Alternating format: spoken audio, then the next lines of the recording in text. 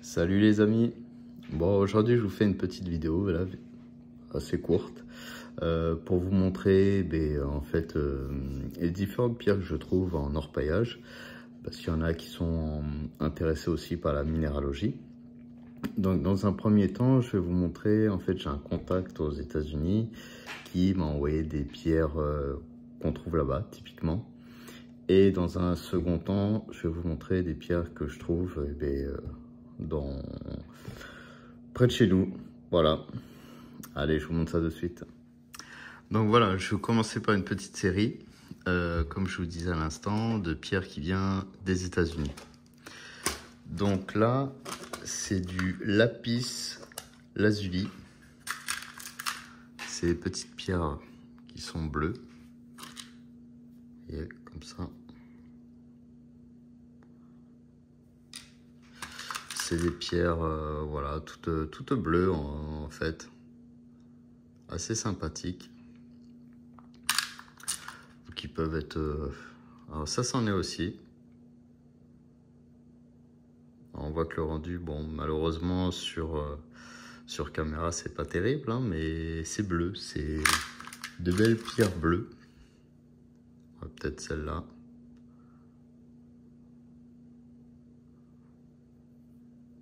Vous voyez, c'est des pierres qui sont bleues.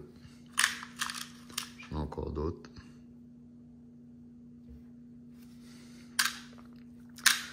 Voilà. Ensuite, du bismuth. Alors le bismuth, c'est assez particulier, on trouve ça là-bas, uniquement aux États-Unis. Enfin, pas qu'aux États-Unis, il y en a un peu en Thaïlande, un peu dans différents pays.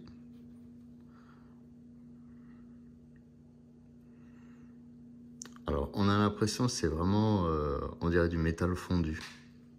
Et en réalité, non, je connais quelqu'un qui est géologue, qui fait de la minéralogie, il me dit, oui, effectivement, on trouve ça comme ça dans la nature.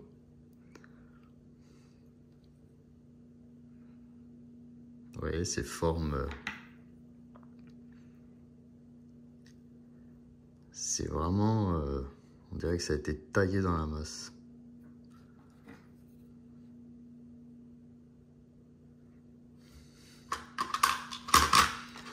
Ensuite,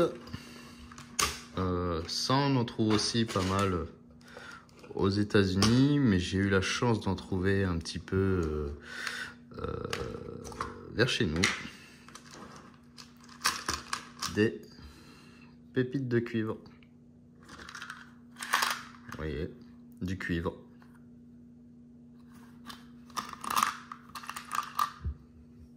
Alors c'est pas du cuivre fondu, hein, je vous rassure tout de suite. Hein. Ce n'est absolument pas du cuivre fondu. Moi, celle que j'ai trouvée, qu'on trouve en France, ça a été les petites comme ça.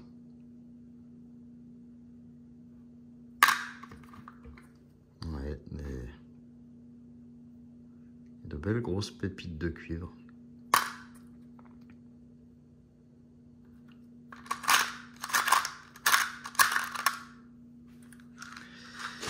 Ensuite,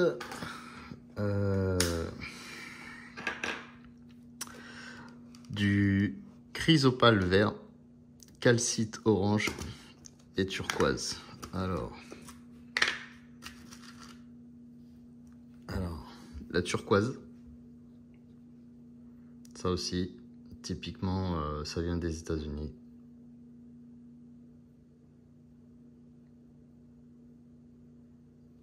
Voilà. Du calcite. Alors c'est rose, c'est orange. Et celle-là, la pierre orange, en fait, quand vous la passez à la lumière noire, alors j'en ai une, mais elle est en rade, sinon désolé, je vous aurais montré. Et elle devient phosphorescente. Elle devient jaune. C'est hallucinant. Et le calcite vert, alors, vous voyez, j'en ai vraiment pas mal. Hop. C'est... Voilà. On aperçoit que c'est vert avec quelques petits traits noirs. Alors, désolé, je peux pas trop zoomer parce que comme vous voyez, si j'approche, on voit plus rien. Donc ça reste... alors attendez, hop, c'est des pierres voilà qui sont vertes.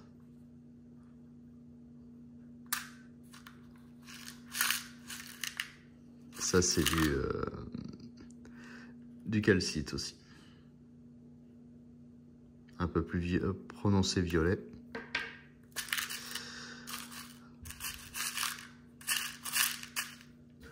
Donc voilà, ça c'est principalement ce qu'on va trouver sur les États-Unis. Ensuite, je vais vous montrer tout ce que je trouve moi en rivière. Alors,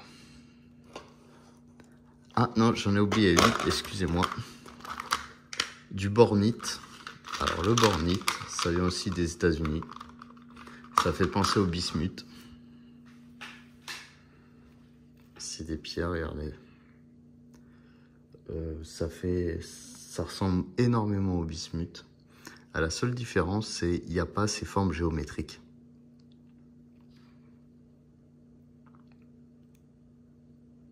Donc ça fait bleu, vert, violet, ça fait de très très beaux reflets, comme vous pouvez le voir. Voilà, une autre, un peu plus violette. Et apparemment, d'après mon collègue qui est géologue, on peut en trouver de ça en France. Alors c'est très très dur, il faut aller en haute montagne, il faut taper dans la roche. Enfin voilà, c'est vraiment quelque chose de particulier. Maintenant, voilà, c'est bon, j'ai fait le tour côté États-Unis. Je vais vous montrer ce que je trouve principalement en rivière. Donc ça, c'est plus vers chez moi, Midi-Pyrénées. La pyrite. De belles pépites de pyrite. C'est les deux seules que j'ai. La plus petite.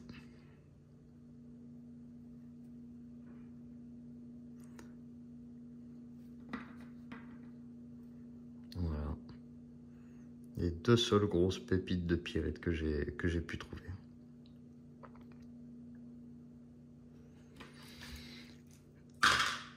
Ensuite, hop, des grenats. Beaucoup de grenats.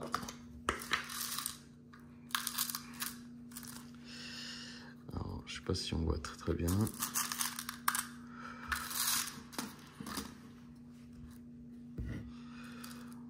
Quelques grenats, voilà, c'est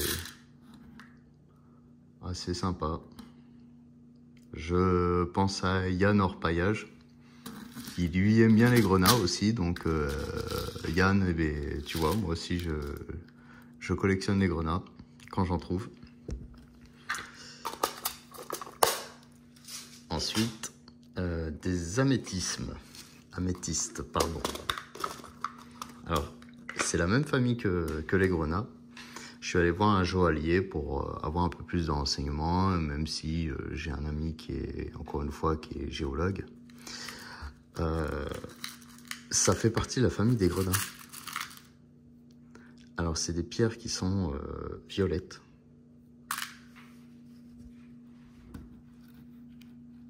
Ouais, c'est vraiment la même famille que les grenats. Je vais essayer de vous en attraper une pas trop mal. Tac. Celle-là, par exemple. Et c'est la même famille que les grenats, en fait. Sauf la particularité, c'est cette couleur violet. Rose-violet. Donc ça aussi, on en trouve pas mal vers chez nous.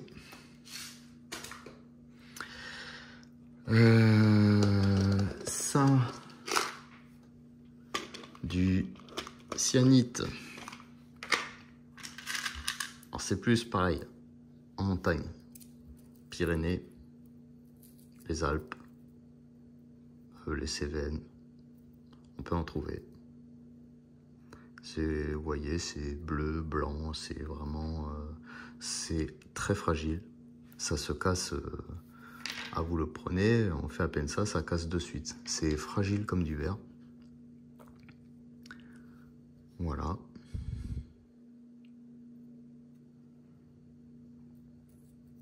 Tac. Ensuite, alors, quelque chose qu'on a tous souvent dans nos bâtés, mais qu'on ne fait pas attention, de l'opale. Je vous garantis, vous trouvez de l'opale. Vous allez me dire, mais il est fou, on ne peut pas trouver de l'opale. Eh bien si. Alors je vais essayer de voir. Alors c'est pas de l'opale australien. Ça fait partie de la famille des opales blanches. Je ne sais pas si on voit le petit reflet.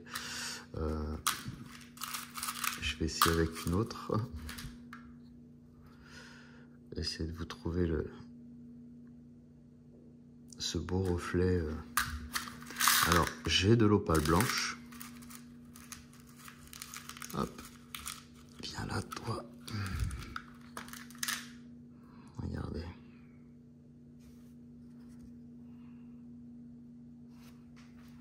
Alors, hop. Voilà. Une toute petite opale blanche. Vous voyez, on voit les petits reflets là. Avec la lumière du jour.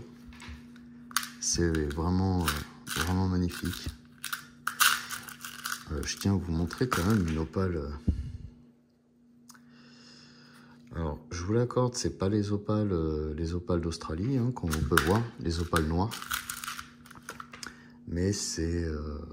alors là, c'est une opale blanche avec de l'or dedans. Je ne sais pas si on peut bien le voir.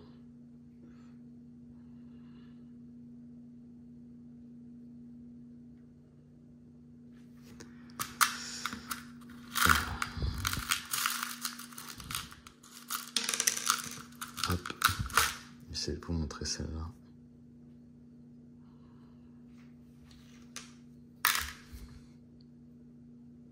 Si vous voyez ce reflet. Alors, c'est pas évident de montrer avec la caméra. Voilà, on aperçoit les petits reflets bleutés. Ce sont des opales. Tout ça, c'est des opales. Donc, bien sûr, désolé, à la caméra, ça se voit pas forcément. Vous voyez celle-là? Regardez. On voit le reflet bleu. Et ça, il y en a énormément en France. Vous voyez là, on voit bien ce petit reflet bleu là. On en a énormément en France. Après, si en toute franchise, je vous le dis de suite, si vous faites ça, si vous cherchez les opales blanches, pour l'argent, ça n'a pas de valeur. Très honnêtement, je suis allé voir un joaillier, il m'a dit là-dessus, pour une taille, vous perdez 60% de matière, ça vaut vraiment pas le coup, sauf si vous trouvez l'opale monumentale, mais voilà. Donc avant de vous lancer dans des expéditions, chercher de l'opale, bon courage. Mais après, si vous êtes passionné comme certains par la minéralogie, oui, c'est intéressant, vraiment pour le plaisir d'avoir voilà, d'avoir de l'opale. Voilà. Ensuite, cristal de roche et de l'argent. Alors, hop, je vais vous montrer du cristal de roche qu'on trouve en montagne. Vous voyez, ça, c'est des tout petits cristaux de roche. Bon, bah ça, bien sûr, c'est là, il faut creuser une fois de plus. C'est vraiment de la taille dans des pierres, voilà. ça dépend d'où vous êtes.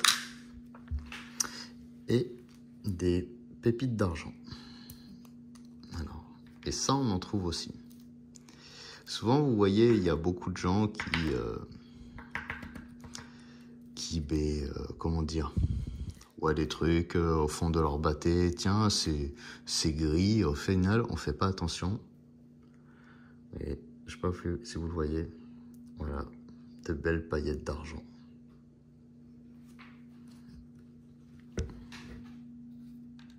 Tout ça, c'est vraiment de l'argent pur. Voilà. Donc faites attention des fois au fond de vos bâtés, vous pouvez trouver quelques paillettes d'argent. Regardez celle-ci. Hop là, pardon. Après, c'est un matériau qui est très léger, qui est beaucoup plus léger que l'or. Je crois qu'il a une densité, l'or a une densité de 16 ou 19 fois supérieure à l'or. À l'argent de mémoire, je crois on est à 5 ou 7. Donc c'est assez léger. Souvent au fond des bâtés, on peut voir des trucs, des points un peu argentés qui flottent. Donc ça peut être de l'argent. Attention à ça. Hop, ça je le rangerai après.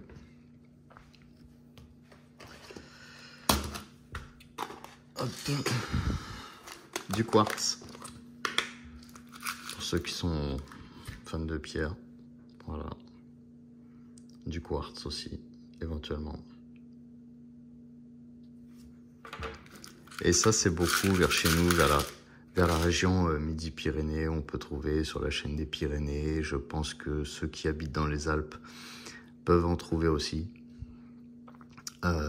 Ceux qui vivent proche Cévennes, le Jura, vraiment dans les coins montagneux, c'est assez facile.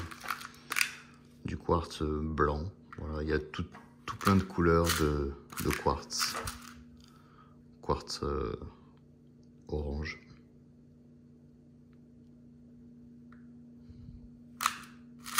Il y a du quartz rose. Alors c'est pas des bouts de verre, hein, je vous rassure tout de suite. Hein. Ça, une fois de plus, c'est ce que je trouve, voilà, des fois, dans mes bâtés, en fouillant, en creusant sur des rives.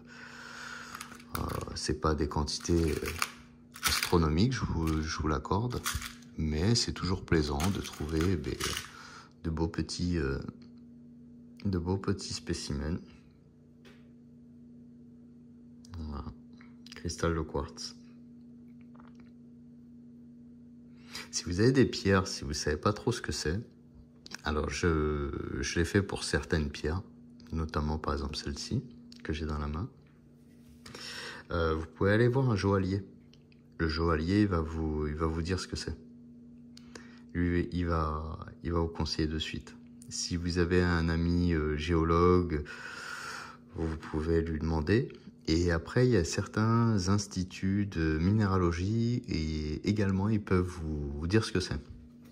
Donc, ça va vous permettre de savoir qu'est-ce que vous avez, soit au fond de votre bâté, ce que vous avez ramassé, ce que vous avez éventuellement cassé comme pierre ou peu importe. Et pour finir, alors là, j'avoue, c'est un peu de tout, mais je n'ai plus assez de place dans mes boîtes. Alors, j'ai de l'agate, de l'œil du tigre et, que je dise plus de bêtises, la cornalite rouge. La cornalite rouge, je vous la fais voir de suite. Celle-ci. Une pierre simple, brillante, rouge. Voilà. Œil du tigre, je vais vous montrer ça. C'est ça. On en fait souvent des bijoux, des colliers. C'est souvent les femmes qui ont ce type de bijoux. Je sais pas, ça, des petits bracelets. C'est souvent rond. En fait, c'est souvent taillé cylindrique, percé pour en faire des petits bracelets.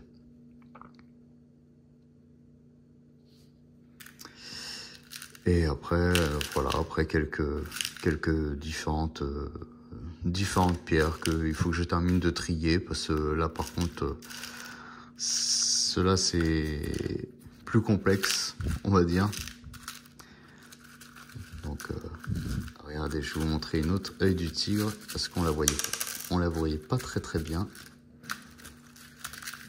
Allez, on va y arriver.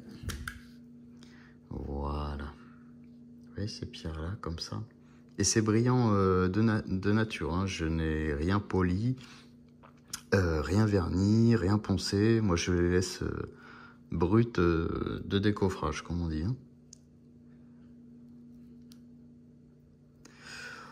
Donc ça peut être intéressant de temps en temps en fonction de ce que vous recherchez comme type de pierre, voilà, de bien regarder les battés.